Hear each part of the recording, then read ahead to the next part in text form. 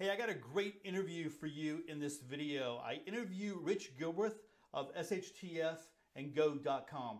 We talk about water storage, water treatment, water distillation, and general preparedness.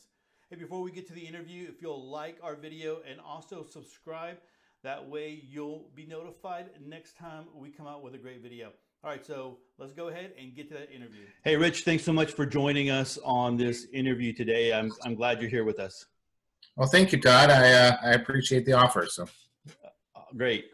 So we're going to be talking about water. I know that when I think about water, I know SHTF and Go is an advertiser. I'm going to just go ahead and say that up front. It's an advertiser on Prepper website. But when I think about water, I think about you guys. I've seen some of the videos that y'all put out and some of the, the gear that you have and some of the water filters and things like that.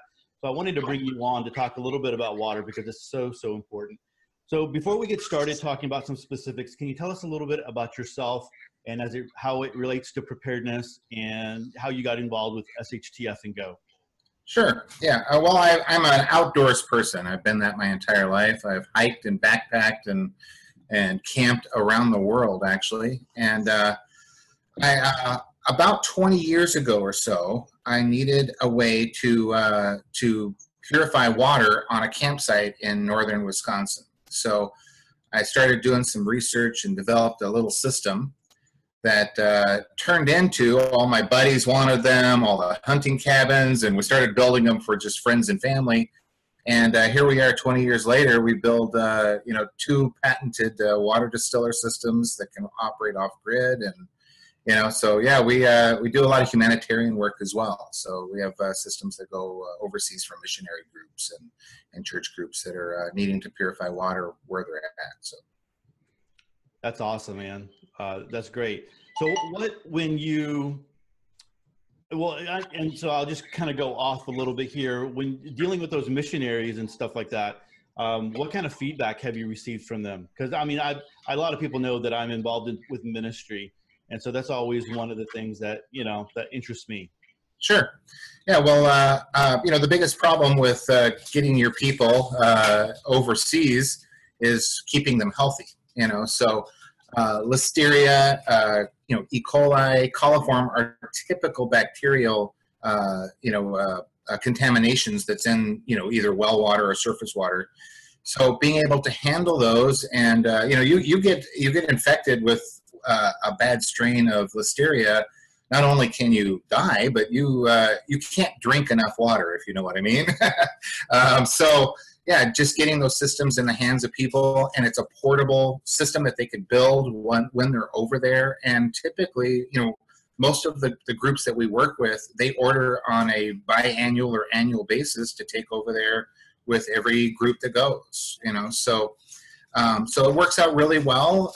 We do those obviously under our nonprofit helpingwater.org, but it feels good to be able to give back to society and the community in that way. So I'm curious. So when you do that, I'm assuming some of the ministers, the missionaries that utilize some of this, are they preppers? Are they, but maybe not, maybe they are, but when they come back from that and they realize how important water is, does that change their mind about maybe needing one for their own home? Correct.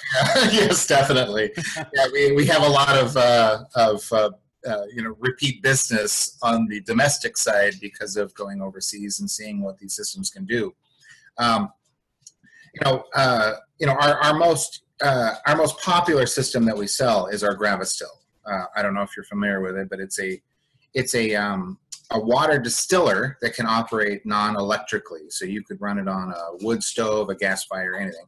But what makes it unique, it can also operate as a gravity filter, kind of like a Berkey or any of those systems.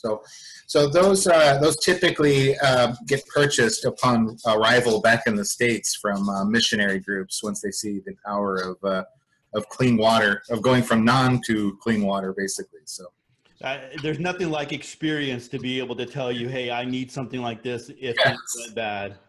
Exactly.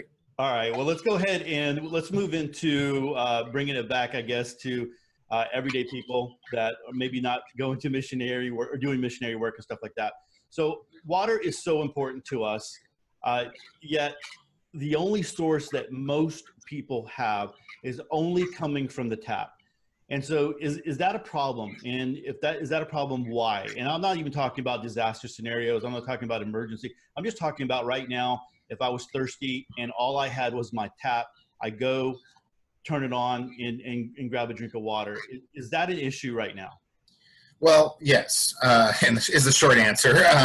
It doesn't take, you don't have to do very much research to realize that our infrastructure for water distribution in this country is very, very old.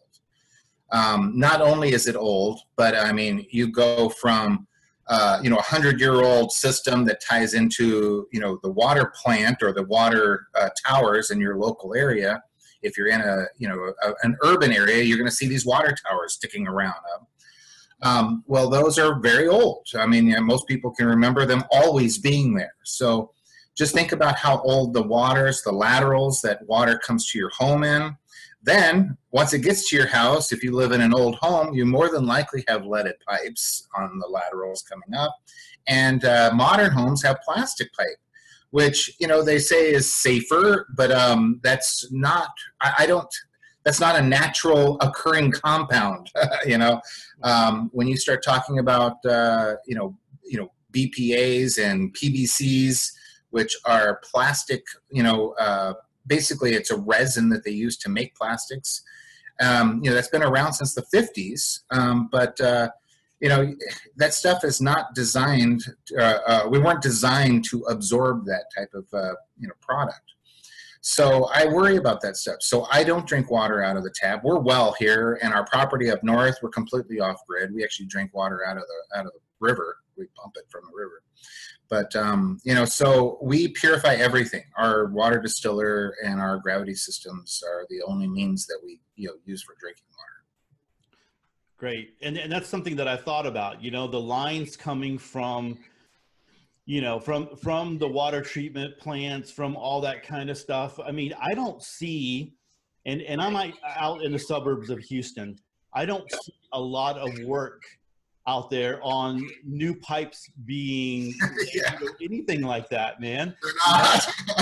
Yeah, they connect the lead up to the plastic, up to the steel, up to the fiberglass, up to the this, up to the that, and so by the time you get your water, it's gone through 100 years of evolution of different pipes, basically.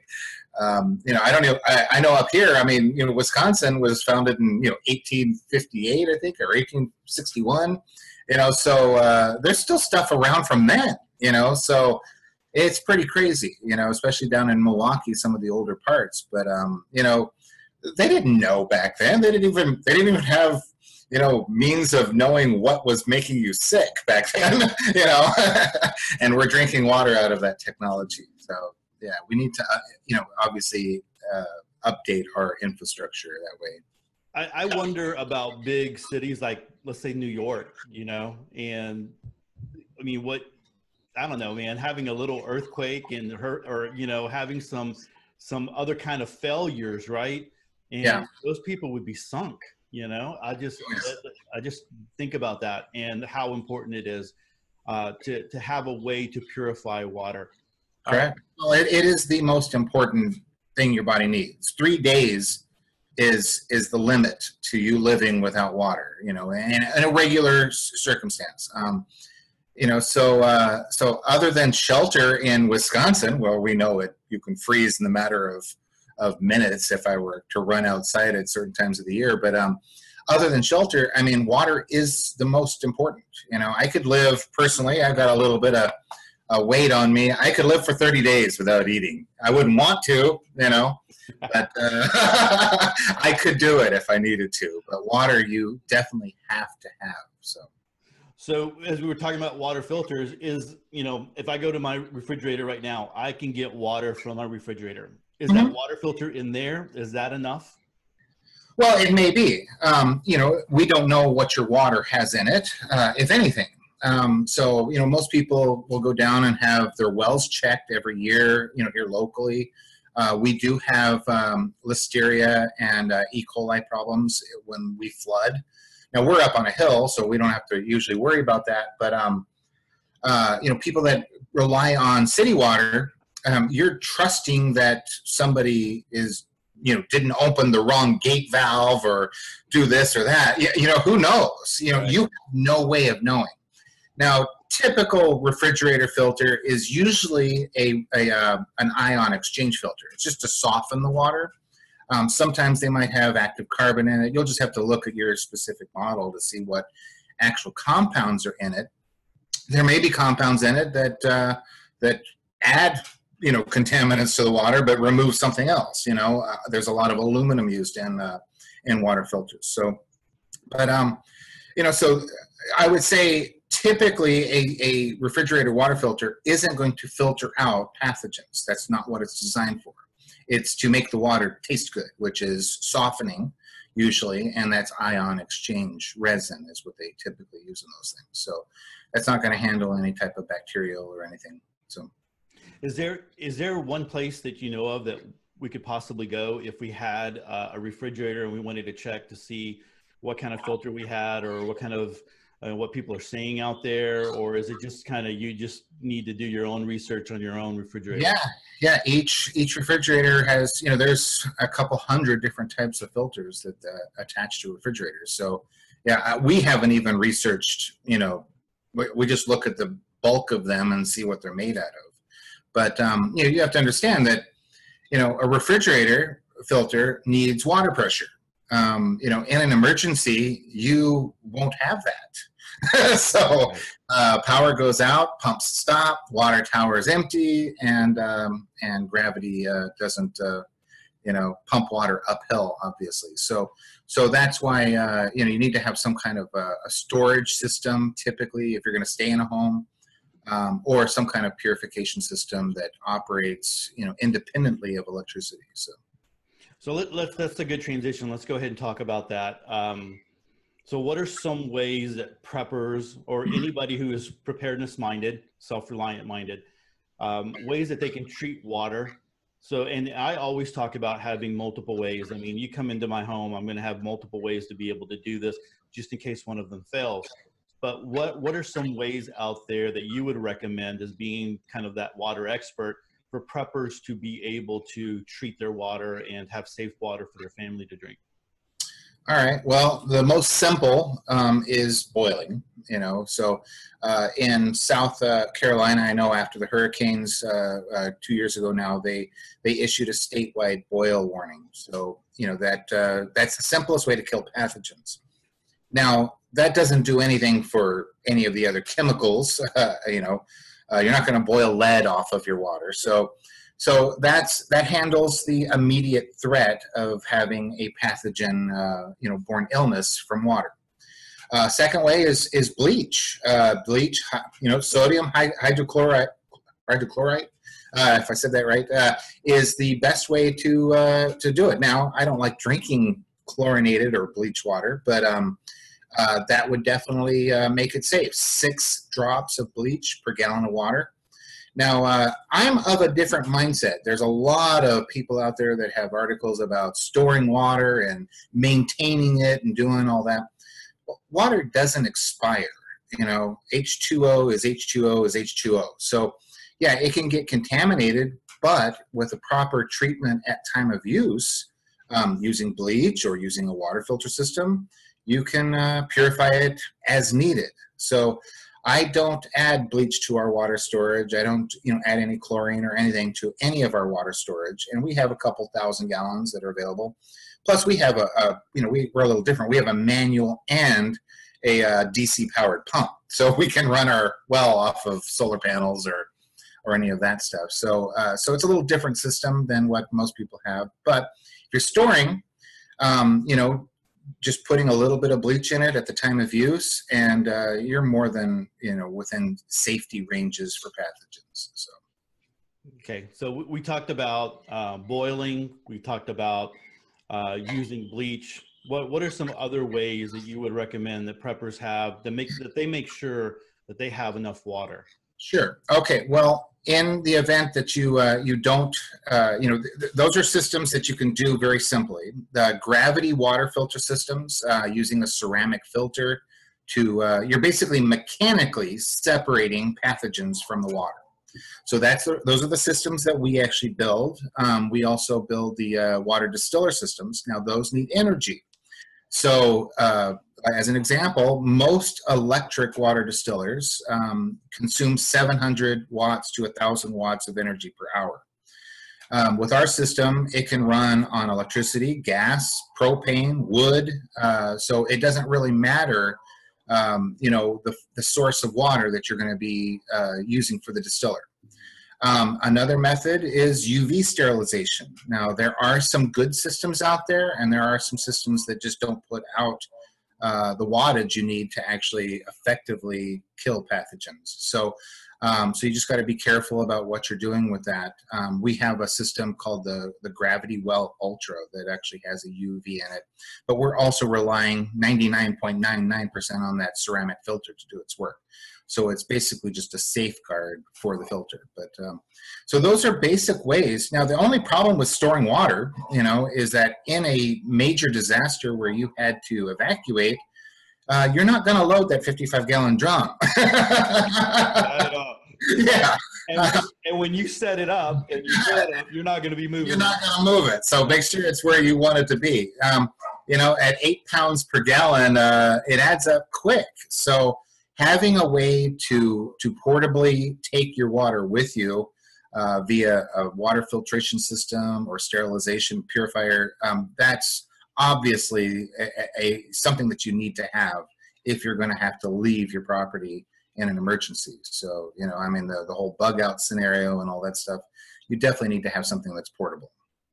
Okay, gotcha. So can I run you through just a scenario? Just somebody who, let's say there's people out there who they watch this video, or they listen to the podcast, or they read an article, they realize that they need to have a way to purify water, so they buy something, and then the poop hits the fan, right? And then they need water, so they go out. They have maybe one of these retention ponds out there. So I don't know where you live. Out where I live, we have all these retention ponds. Yeah. That when it floods, and really that's what it's supposed to be, right? They have these nice water features and all that kind of junk, but when it floods, they fill up with water, and that's their real purpose. So they see all this water out there, they go grab that water, they bring it into their home. So what is the next steps for them to have clean water to be able to give their family?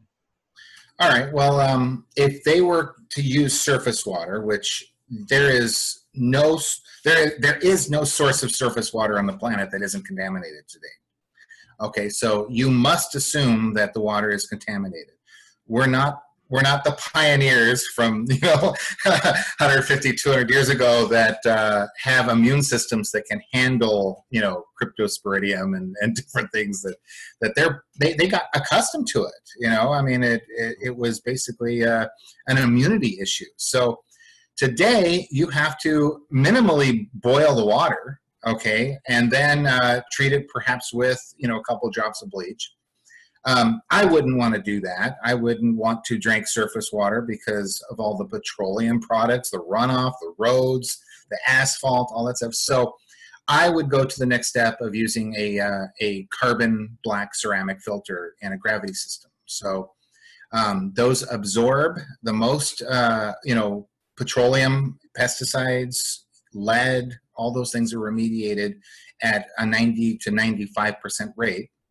And then they also remove the bacterial portion, so the contamination level is reduced to minimal. Now, for us, we distill water. We haven't, I've been drinking distilled water for 20 years, and that's pretty much all I ever drank. We have a Bunn coffee, Bunn coffee makers. Mm-hmm. Yeah, it's from 1999. We've never cleaned it. Wow. So if everyone drank distilled water and got used to it, you have to kind of get used to the taste of distilled water. But I love it because if everybody drank that, they would we put the coffee making business out of business, I'm sure, because you would never have to buy another one. But so for distilling, I'm removing everything from the water. I'm only getting pure water. So some people don't like the taste of that. I just say I enjoy it. You can also desalinate with a distiller. So people that live on the coast, you have an unlimited source of water. You just need to be able to distill off the salt, and take the water with you. So what about people, because this is something that always comes up when they talk about distilled water. They talk about all the minerals don't come over, the minerals and you are removing the minerals, but I get my minerals from my food, and and if I don't take vitamins or anything, but I mean I'm as healthy as I can possibly be, and like I said, I haven't drank anything but distilled water and beer for the last 20 years. And they're both distilled pretty much. But that's, it's, people get up in arms about the slightest little thing. It's not even an issue. You get all your minerals from food, from, eating, green vegetables and all that stuff. I've never even had an issue. And I actually, have had recently, I had a surgery on my knee, so they did a blood test. I was curious. So I had them do the CBC and check everything. And all my levels are perfectly fine. So I've never even had an issue with it. It's kind of silly. You only drink, you think about it, you're not diluting your body, a half gallon is about what I drink a day of water. I calculated it out. So a half gallon, so that's 4 pounds per day for my body, and I'm 210. It's such a small percentage of my body weight that it's not even a concern. It's really so it shouldn't be an issue when people are talking about distilling. Yeah, I know people talk about that, saying, well, you're leaching the minerals out of your body. It says, what do you stop eating? You get all your minerals from your food. Water is not your primary source of minerals. So great. Okay. So hopefully, someone will listen to this and they'll get a little bit of information there, and that'll help them. You get past that distillation aspect of it. Yeah. Well, I mean, pretty much the only mineral that comes out of your tap water is going to be calcium. Just look at your shower, So I drink milk sometimes, and I eat enough stuff that has calcium in it. So yeah, that's not even an issue. So you mentioned water storage, mm-hmm. and that's going to be a big deal because, like you said, water is heavy. You said 8 pounds a gallon. That's what you said? Yeah, that's what it weighs. So what it weighs, 8 pounds a gallon, and it takes up a lot of room and all that kind of stuff, but we should have some kind of storage, in our homes, whatever that we stock. So what are some ways that people can do it? Maybe some ways that people can do it on the cheap, and then maybe some other ways if people want to do some higher end stuff as well. Okay. Well, the least expensive method is you probably have a bathtub. So when there's an emergency or you get a notice of an emergency, you fill the bathtub, plug it up, and there's your water source for your first episode, I'll call it. If you own a home, you probably have a water heater. That's typically 40, maybe 50 gallons. That's a water source. You have 50 gallons of water stored already. When you move out of what's already in the home and you're not getting, you want something special, you can buy, typically fairly inexpensively for $10 a piece, recycled, these blue recycled 55-gallon drums. They do require some cleaning, especially if you don't know what was in it. I would not buy one that you didn't know had food grade products in it. Like we actually have them in our shop here locally that people pick up, but they all come with dairy products, so we clean them out, bleach them, let them sit out in the sun for a day or two, and then, those are perfectly safe to use. The large 4x4 totes, same thing. Those are, you can find those at places. Those are the least expensive ways to go about it. There are companies that make specific, water storage systems. And those are fine. Those are designed, they're virgin material. They're still plastics. You're not going to find anything without paying an arm and a leg that isn't plastic. So that's where I have an issue with it. We have get a little off topic here, but we actually welded up our own stainless steel container. So we have 1,000 gallons in a stainless steel drum. So I'm not taking that with me if I have to bug out. Even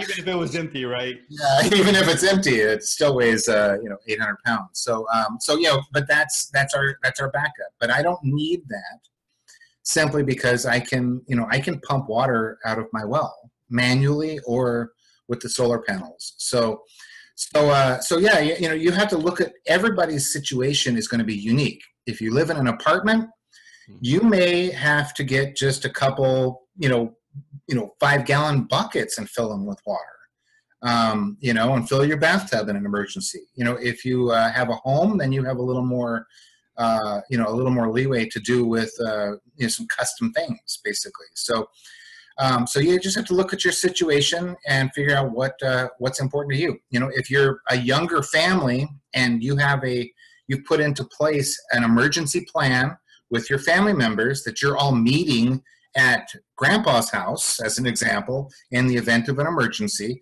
And I suggest everyone put a plan together. You need to talk to your family members, say, hey, if S goes down, we are meeting at this place, so you need to get here.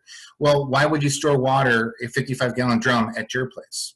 You're not going to be there, so you need to go to there and put it. So yeah, just figure out where your logistics are and what your needs are. So clarify something for me. You mentioned putting water in the tub. That water, tubs have a lot of bacteria and soap and junk and Sure. scum.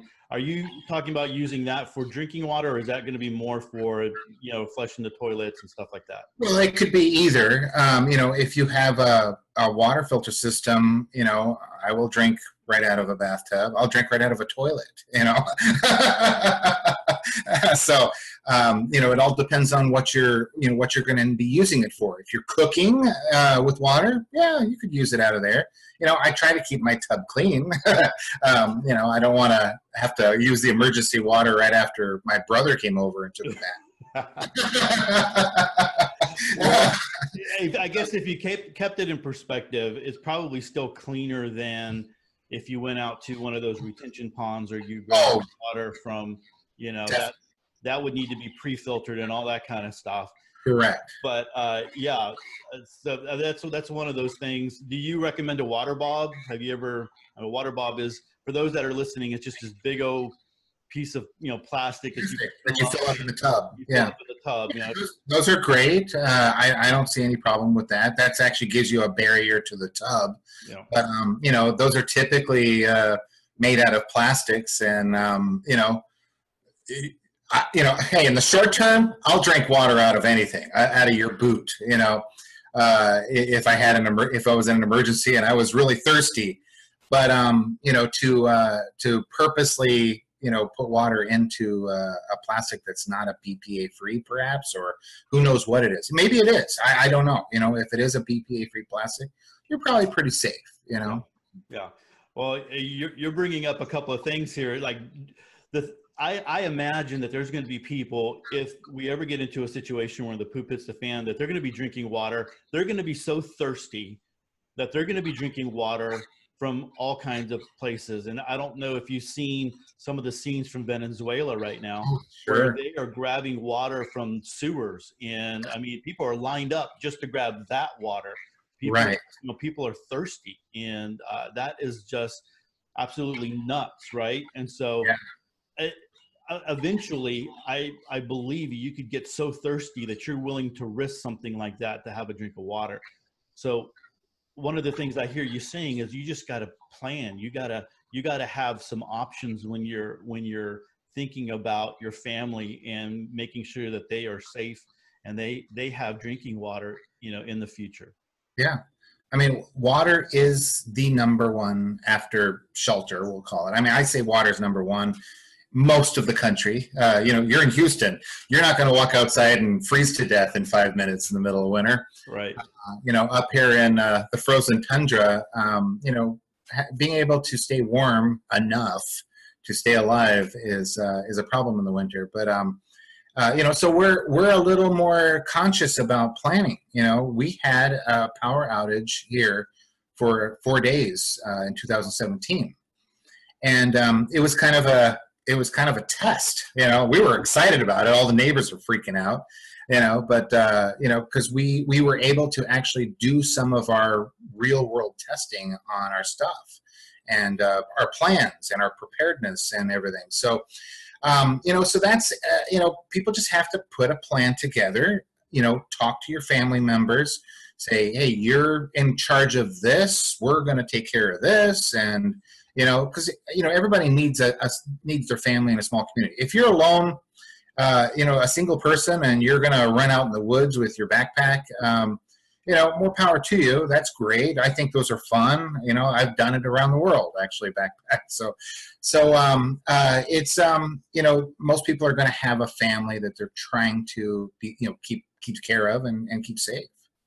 So you're going to have to make some plans for that. So definitely. That's so important. All right. So you've mentioned plastic a couple of times here. So talk to us a little bit about plastic and, you know, your ideas behind that, maybe BPA plastic, non-BPA, and just a little bit of maybe what we need to be looking out for. Sure. Bisphenol A, BPA, developed in the 50s. It's typically not used in plastics today, but you know, there's still a lot of things we don't know. We do use plastic containers on our gravity well systems, but those are virgin plastic made by M&M out of Chattanooga, Tennessee, and they're designed for, you know, for the UN, United Nations, to ship food worldwide. It is a completely non-gassing plastic, so it's in testing. It actually performs as well as stainless steel. Wow. So that's why we use them. You know, people say, well, your containers are expensive. Well, there's a reason for that. You know, we love it that we sell our little DIY filter kits. It's just a filter and you use your own buckets. We love it when people send us pictures of, you know, orange Home Depot bucket made into a water filter. Hey, that's great. I would use it in an emergency. You know, I'm not going to drink out of it on a daily basis. Those buckets are made out of 50% recycled material. So you have no idea what is in the plastic. You know, so those are things you just have to be, you know, kind of conscious of. We just make a conscious effort not to purposely, you know, put ourselves at risk for that. There's too many things in our planet that, you know, weren't designed for humans. You know, I mean, just look at the Roundup issues and you know, all the things that are going on. We pump chemicals into our atmosphere and into our groundwater at an amazing rate. We have no idea that, you know, in 50 years we're going to be growing, you know, 3 and 4 farms, you know, so it's definitely something to be concerned about. So that's why we take the extra efforts. So yeah, so BPA, you know, there's other compounds, plastic compounds. People are worried about microplastics and all this stuff. You know, I don't know about those. I just don't like plastics being in my body. You know, so that's why we take that extra effort to use a material that is completely virgin material. So that's interesting. I didn't know that about your plastic bucket. So let me know that again. What was the name of them again? Yeah, M&M is the company that makes them. Actually, on the side of our bucket is stamped. Is actually stamped UN. Okay. It's designed for the United Nations to ship food worldwide. And the reason for that plastic being made the way it is that even at 140 degrees, so I can take our water filter system, set it out in the desert with water in it, and it can heat up to 140 degrees, and nothing transfers from the plastic to the water. Where you take a Home Depot bucket and you put it at 140 degrees, it's probably going to melt to the floor, you know.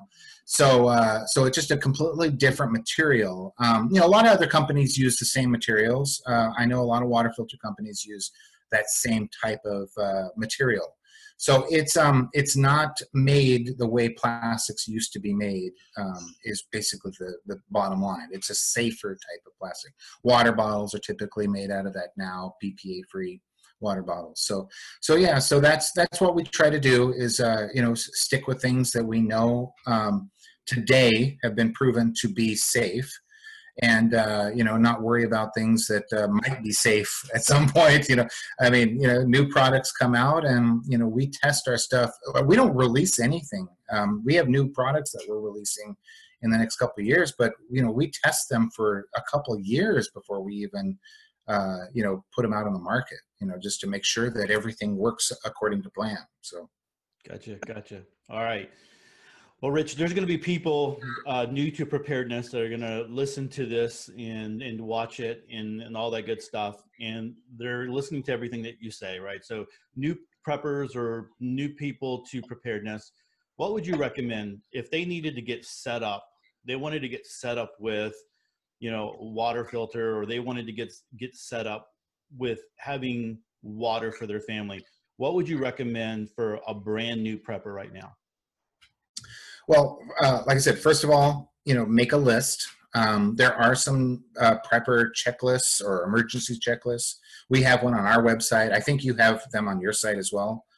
So that gives you a guide of where where you need to look and where your shortcomings are. Do you have enough food stored? Do you have enough water? Do you have blankets in the car and all this stuff type of thing? So, be able to grab things quickly. So that's the first thing you need to do to prepare for your water issues. Look at your situation. Every situation is going to be different. To purify water on the fly, you're going to need a portable system. So obviously our systems work. There's other systems out there. I'm not just going to sit here and beat our drum and say that we're the best in the world. There's other companies that make similar products to us. And they're just as good as ours, other than our distiller. We have 2 patents on that. So nobody copy that. But, so that's what's interesting is that there's a lot of good products out there. We prefer people buying them from us, obviously. It helps us with our other situations and our other work that we do. But anyway, so that's how I would start, is make a plan, figure out, a simple water filter system is just one of our do-it-yourself gravity systems. They're cheap. You get the filter, the nozzle, the instructions, and it makes a fun little project with your kids in the garage.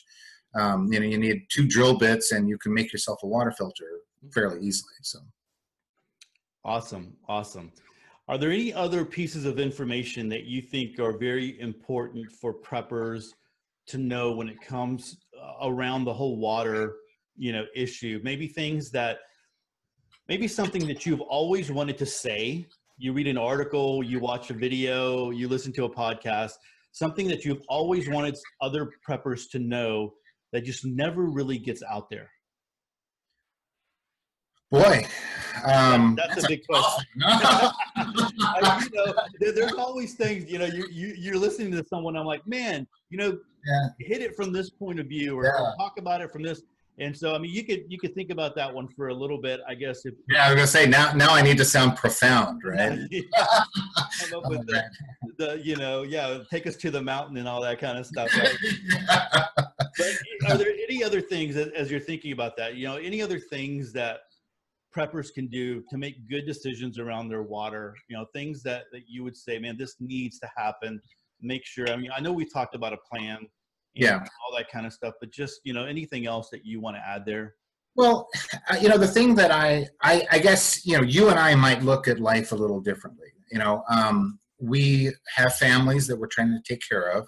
So just as if you're driving down the road, here's a good example. Driving down the road and a car is coming in front of you or something. I always, in my mind, I'm thinking, if that car swerves, I need to go there instantly. How am I going to handle that? My mind is always turning like that, so that I'm going to keep my kids in the back seat safe if this happens. Mm-hmm. Well, you need to go through life like that. You don't need to be negative. There's not, I don't want people to think that, you got to go through life afraid of everything. But you definitely need to think in a mindset is like, if power went out in my home for 2 weeks or a month or 6 months, how would we handle that? What do we need to do to prepare our system, our home and our family for that? pooling resources, I think, are great. Having a small community here where we're out in the middle of nowhere in Wisconsin. Okay, so I could tell you how to get here and you still wouldn't find us. But we have neighbors that are fairly close, within a half hour, no, within a half mile, that we can rely on. We've talked to them. They're in full agreement with us. Some people might think you're crazy. The world's going to end. The sky's falling in, the whole Chicken Little thing. But there are people that are going to respond to that, saying, "Hey, we get flooded here, as an example. What are your plans? How are you handling that? We're doing this. Maybe you could do that. And then, we have a generator and you have a generator and this and, so you're just starting to think about what's going to happen. Most people don't do that until it's too late. So start thinking about that. Storing your food. We sell some, long-term storage food that actually tastes pretty good, in my opinion. But you can store cans, you can store rice, and do all the things that you need to do when that emergency happens. Being able to heat your home here in Wisconsin is a big deal. That's why we manufacture the rocket stoves originally, is to run our distiller and to be able to heat in an emergency. So you have to think about those things depending on your location. Good advice. And I love the idea of you talking about the community and getting others involved. I think for so long, the preparedness community has always focused on, the lone wolf or just my family and I, and that's it. But really, in a real situation, you're going to need more people. You're going to need people to come together for all the different various reasons. So I'm glad to hear you talk like that. And I love the example that you said about going down the road, what, you're already starting to foresee maybe some things that you need to do, right? And you're planning ahead. And that's a great analogy for where we're at, because you can look at where we are right now in society and you can say, hey, if this goes sideways, there's so many things that can go sideways right now. Yeah. So if you are looking at all those things, you're like, okay, I need to make some decisions. I need to be responsible to take care of my family. I can't depend on somebody else. So glad to hear you say that. Yeah, I'm a firm believer in society, being overly good to a certain extent.